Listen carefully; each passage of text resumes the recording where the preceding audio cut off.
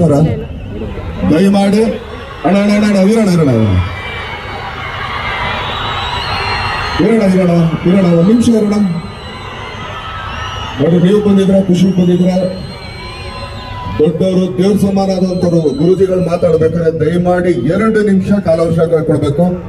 ತಾವ್ ಹಿಂಗ್ ಕಿರ್ಚ್ತಾ ಇದ್ರಣ್ಣ ತಪ್ಪಾಗುತ್ತೆ. ದಯಮಾಡಿ ಅಣ್ಣ ಅಣ್ಣ ದಯಮಾಡಿ ನೀವು ಕಾಲುಗಳು ಮುಗಿತೀರಿ ಇಲ್ಲಿದ್ದಾರೆ. ದಯಮಾಡಿ 2 ನಿಮಿಷ ಸ್ವಲ್ಪ ಸುಮ್ಮನೆ ಇರಬೇಕು.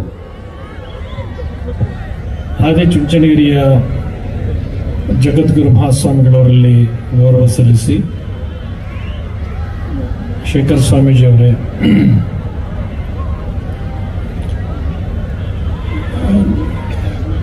ಗೌರಿಗದ್ದೆಯ ವಿನಯ್ ಗುರೂಜಿ ಅವರೇ,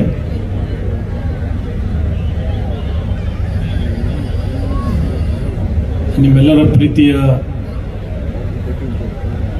ದರ್ಶನ್ ಅವರ 47ನೆಯ ಹುಟ್ಟುಹಬ್ಬ ಸಂಭ್ರಮದಿಂದ ನಿನ್ನೆ ನಡೆದಿದೆ. ಅದರ ಮರುದಿನ ಅವರು ಕಲಾಕ್ಷೇತ್ರಕ್ಕೆ ಪ್ರವೇಶ ಮಾಡಿ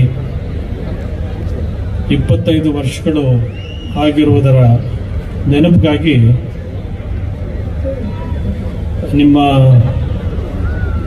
ಒಂದು ವಿಶೇಷ ಅಂತಂದ್ರೆ 25 ವರ್ಷ ಪೂರೈಸಿದ ಮೊದಲನೇ ಕಾರ್ಯಕ್ರಮ ಶ್ರೀರಂಗಪಟ್ಟಣದಲ್ಲಿ ಆಗ್ತಾ ಇದೆ. ಅದಕ್ಕೆ ದರ್ಶನ್ ಅವರು ಬಂದಿದ್ದಾರೆ ಅಂತಕ್ಕಂತಹದ್ದು. ಕಲಾಕ್ಷೇತ್ರಕ್ಕೆ ಕರ್ನಾಟಕದ ಕಲಾವಿದರ ಕೊಡುಗೆ ಅಪಾರವಾದಂತಹದ್ದು. ಇಲ್ಲಿ ಹಿಂದೆ ಆಗಿ ಹೋದಂತಹ ರಾಜ್ಕುಮಾರ್ ಅವರು ಇರ್ಬೋದು, ಅಂಬರೀಷ್ ಅವರು ಇರ್ಬೋದು, ವಿಷ್ಣುವರ್ಧನ್ ಅವರು ಇರ್ಬೋದು, ಅವರೆಲ್ಲ ಮನೆ ಮಾತಾಗಿದ್ದಂತಹವರು. ಈ ದಿನಮಾನದಲ್ಲಿ ಜನರ ಪ್ರೀತಿ ವಿಶ್ವಾಸಗಳನ್ನು ಗಳಿಸಿರುವಂತಹ ಮೇರು ಕಲಾವಿದರಲ್ಲಿ ದರ್ಶನ್ ಅವರು ಕೂಡ ಒಬ್ಬರಾಗಿದ್ದಾರೆ ಅಂತಕ್ಕಂಥದ್ದು ಕನ್ನಡಿಗರಿಗೆಲ್ಲ ಹೆಮ್ಮೆ ತರುವಂತಹ ಸಂಗತಿ.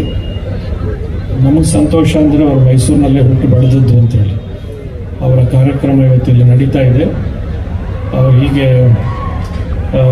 ಇಲ್ಲೆಲ್ಲ ಅನೇಕ, ಇಲ್ಲಿ ಸಭಾಂಗಣದಲ್ಲಿ ಅನೇಕ ಗಣ್ಯ ಮಹನೀಯರು, ಕಲಾವಿದರು, ಸಂಸದರು ಎಲ್ಲರೂ ಕೂಡ ಆಗಮಿಸಿರೋದು ಸಂತೋಷ ಸಂಗತಿ. ದರ್ಶನ್ ಅವರು ಕಲೆಯ ಅಭಿನಯದಿಂದ ಜನರ ಮನಸ್ಸನ್ನು ಸೂರೆಗೊಂಡಿರ್ತಕ್ಕಂಥವರು, ಅವರ ಪ್ರೀತಿ ವಿಶ್ವಾಸಗಳನ್ನು ಗಳಿಸಿರ್ತಕ್ಕಂಥವರು. ಅವರು ಹೀಗೆ ಕಲಾಕ್ಷೇತ್ರದಲ್ಲಿ ರಜತ ಮಹೋತ್ಸವವನ್ನು ಆಚರಿಸಿದ ಹಾಗೆ ಸುವರ್ಣ ಮಹೋತ್ಸವವನ್ನು ಆಚರಿಸಲಿ. ಮುಂದಿನ ದಿನಗಳಲ್ಲಿ ಇನ್ನೂ ಜನರ ಮೇಲೆ ಅಂತಹ ಒಂದು ವಿಶೇಷವಾದ ಪ್ರಭಾವದಿಂದ ಅವರಲ್ಲಿ ಇನ್ನೂ ಕಲಾ ಪ್ರೇಮ ಬೆಳೆದು, ಕಲಾವಿದರ ಬಗ್ಗೆ ಅಭಿಮಾನ ಬೆಳೆದು, ಕಲಾವಿದರನ್ನು ಪ್ರೋತ್ಸಾಹಿಸುವಂತಹ ಮನೋಭಾವ ಬೆಳೀಲಿ ಅಂತ ಆಶಯವನ್ನು ವ್ಯಕ್ತ ಮಾಡಿ, ಭಗವಂತನ ಕೃಪೆ ಅವರಿಗೆ ಸದಾಕಾಲ ಇರಲಿ ಅಂತ ಹಾರೈಸಿ 2 ಮಾತು ವಿರಾಮ ಕೊಡ್ತೀನಿ.